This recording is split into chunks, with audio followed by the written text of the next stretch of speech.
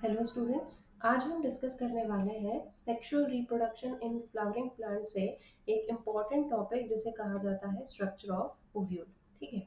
अब ओव्यूल का जो स्ट्रक्चर है उसे स्टडी करने के पहले हम यहाँ पर ये देखेंगे कि ओव्यूल जो है वो फ्लावर में प्रेजेंट कहाँ पर होता है। ठीक, तो यदि हम फ्लावर के जनरल स्ट्रक्चर को डिस्कस करते हैं तो उस फ्लावर के जनरल स्ट्रक्चर में हमें 4 वर्ल्स देखने को मिलती है और वो 4 वर्ड्स होती हैं from outside to inside as in calyx, Corolla,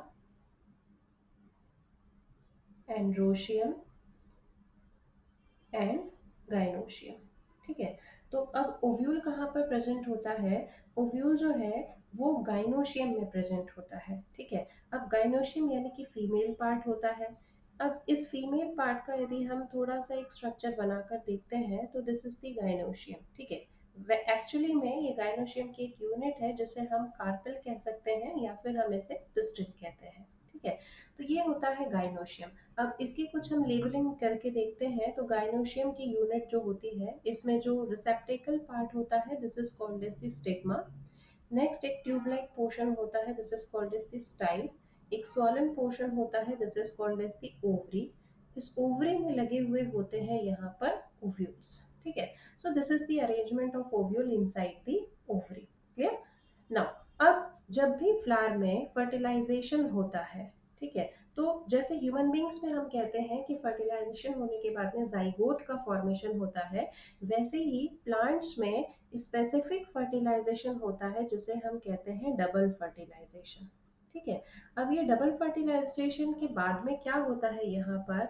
after double fertilization ovary is converted into fruit and ovule is converted into seed. ठीक है। तो इसीलिए इसका रिजल्टेंट हमें क्या मिलता है कि हमेशा जो सीड होता है वो हमें फल के अंदर दिखाई पड़ता है। ठीक है।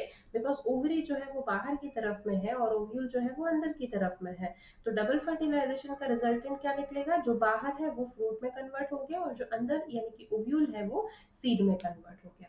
ठीक। चलिए, तो ये तो हमने देखा ओव्यूल का एक जनरल सा पॉइंट कि ओव्यूल कहाँ प्रेजेंट होता है, कैसा उसका अरेंजमेंट होता है, आगे चलकर ओव्यूल का क्या होता है। ठीक है। अब हम इसका जो मेन पार्ट है दैट इज द स्ट्रक्चर उसे हम डिस्कस करते हैं। ठीक है। ये स्ट्रक्चर हम वही बना रहे हैं जो हमारे स्कूल की बुक में दिया हुआ है, कुछ डिफरेंट हम यहाँ पर ड्रॉ नहीं करेंगे। So this is the structure of ovule. Ovule को एक्चुअली में हम एक और नाम देते हैं also called as the integumented megasporangium. ठीक है। अब इंटीग्यूमेंटेड मेगास्पोरेंजियम का मतलब यहाँ पर क्या होता है? इंटीग्यूमेंट वर्ड का मतलब होता है एक प्रकार की कवरिंग। ठीक है। तो ये हमने कहा this is the structure of ovule. इसके लिए हमने एक और नाम दे दिया है इंटीग्यूमेंटेड मेगास्पोरेंजियम। ऐसा मेगास्पोरेंजियम जिसके आसपास में कवरिंग होती है, प्रोटेक्शन के लिए कवरिंग इसे प्रोवाइड करी जाती है। ठीक है। अब यहाँ पर और हमें क्या दिख रहा है? ये तो हमें जो स्ट्रक्चर्स दो लेयर्स बाहर की तरफ में दिखाई दे रही हैं दीज आर दी इंटीग्यूमेंट्स, ये इसकी कवरिंग है। अब नॉर्मल सी बात है, जो बाहर की तरफ में दिखाई दे रहा है उसे हम नाम दे देंगे आउटर इंटीग्यूमेंट और जो अंदर की तरफ में कवरिंग हमें दिखाई दे रही है उसे हम कह देंगे this is called as the inner integument. ठीक है। अब ये स्टार लगा लीजिएगा इस पर क्योंकि इंपॉर्टेंट चीज है, बिकॉज हमने स्ट्रक्चर को ही बोला है this is called as the integumented megasporangium. ठीक है। अब नेक्स्ट चीज जो हमें यहाँ पर ध्यान रखनी है वो नेक्स्ट चीज ये है स्टॉक ऑफ ओव्यूल। ठीक है। अब जैसे यदि हम किसी भी फ्लावर को देखते हैं तो फ्लावर में क्या होता है? सपोज ये हमने फ्लावर ड्रॉ किया है। ठीक है। तो ये जो फ्लावर है वो एक प्रकार के स्टॉक से प्लांट की ब्रांच से जुड़ा हुआ होता है, तो इसके पास में एक स्टॉक है। ठीक है। वृंत है। वैसे ही ओव्यूल के पास में एक स्टॉक है जिसके थ्रू ये ओवरी में अरेंज्ड होता है, लगा हुआ होता है। तो इस स्टॉक को कहा जाता है this is called as the funicle. क्या कहा जाता है इसको? फ्यूनिकल। ठीक है। तो ये दूसरा पॉइंट है जो हमें ध्यान रखना है यहाँ पर। ठीक। अब इस पूरे स्ट्रक्चर को यदि देखा जाए तो this portion the major portion इसे कहा जाता है this is called as the body of ovule. ठीक है। तो अब ये जो बॉडी ऑफ ओव्यूल है और ये जो फ्यूनिकल है, जो स्टॉक ऑफ ओव्यूल है, इसके बीच में यहाँ पर एक एंगल बन रहा है, ठीक है, there is an angle between the funicle and the body of ovule, इस एंगल को कहा जाता है, this is called as the hilum. Clear? So this is the second point to be remembered कि जो बॉडी ऑफ ओव्यूल है और funicle है, उन दोनों के बीच में एक पॉइंट ऑफ अटैचमेंट है जो एक एंगुलर पोजीशन पर सेट है, तो उस पॉइंट ऑफ अटैचमेंट को हमने कहा this is called as the hilum. ठीक है, अब यहाँ पर यदि हम थोड़ा सा फोकस करते हैं तो हाइलम जो है वो खत्म नहीं हो रहा है, ये हाइलम जो है वो कंटिन्यू हो गया है इसके साथ में। ठीक है, तो जब हाइलम बॉडी ऑफ ओव्यूल के साथ में कंटिन्यूअस स्ट्रक्चर का फॉर्मेशन करता है, then this continuous structure is called as the raphe. Clear है? तो हाइलम केवल यहाँ खत्म नहीं हुआ कि उसने एक पॉइंट से जाकर अटैच हो गया है, उसके बाद में वो वहां फिनिश हो गया, ऐसा बिल्कुल नहीं है। Hilum is continued with the body of ovule and that continuation of hilum with the body of ovule is called as the raphe. ठीक, चलिए अब नेक्स्ट चीज हमें यहाँ पर क्या दिख रहा है, दिस, ये जो यहाँ पर हॉलो पोर्शन है, ठीक है, इस हॉलो पोर्शन में हमें कुछ लिक्विड जो है वो फिल्ड दिखाई देता है, इस लिक्विड को कहा जाता है, this is called as the nucellus. क्या कहा जाता है इसे? न्यूसिलस। अब जो बात हमें न्यूसिलस के साथ में ध्यान रखनी है कि ये डिप्लॉयड स्ट्रक्चर होता है न्यूसिलस। ठीक है, अब एक और चीज हमें ध्यान रखना है कि न्यूसिलस जो है वो पेरेन्काइमेटस स्ट्रक्चर होता है।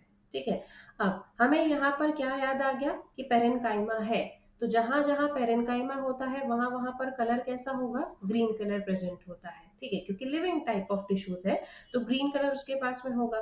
ग्रीन कलर है उसके पास में, मतलब ये क्या कर सकता है? फोटोसिंथेसिस कर सकता है। ठीक है, फोटोसिंथेसिस अगर करेगा तो ये क्या बना रहा है? ये फूड बना रहा है।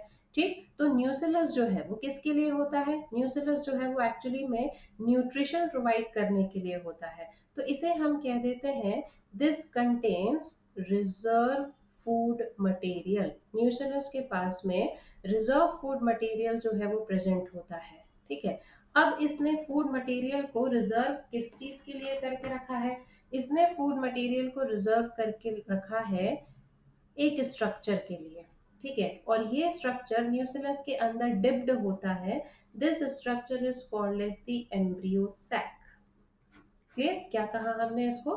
This structure is called as the embryo sac, और ये एम्ब्रियो सैक को न्यूट्रिशन प्रोवाइड करने के लिए यहाँ पर न्यूसिलस प्रेजेंट होता है। ठीक है, अब ये न्यूसिलस सॉरी एम्ब्रियो सैक क्या होता है, इसके बारे में हम नेक्स्ट लेक्चर में डिस्कस करेंगे, ये एक और अलग से इंटरेस्टिंग टॉपिक है। ठीक है, तो एम्ब्रियो सैक क्या है उसे हम नेक्स्ट लेक्चर में डिस्कस करेंगे, अभी we are focusing over the structure of ovule. ठीक है, तो एक पॉइंट और हमें समझ में आ गया है कि न्यूसिलस जो है वो एम्ब्रियो सैक को न्यूट्रिशन प्रोवाइड करने के लिए प्रेजेंट होता है।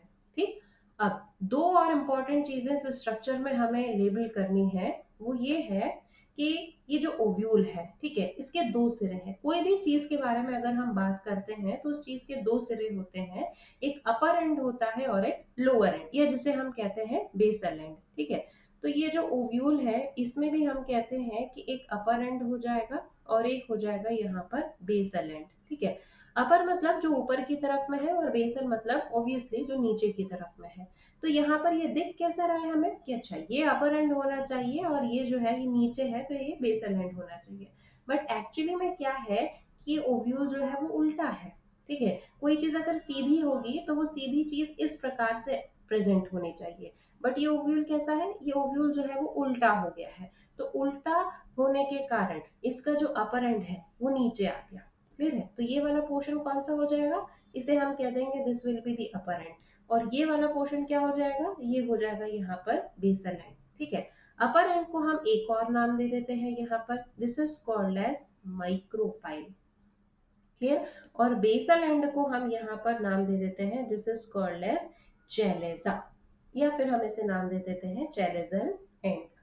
Clear? So this is the structure of ovule जो हमने यहाँ पर देखा है। क्या क्या हमने देखा? इंटीग्यूमेंटेड मेगास्पोरेंजियम कहते हैं, दो इंटीग्यूमेंट्स है, आउटर एंड इनर।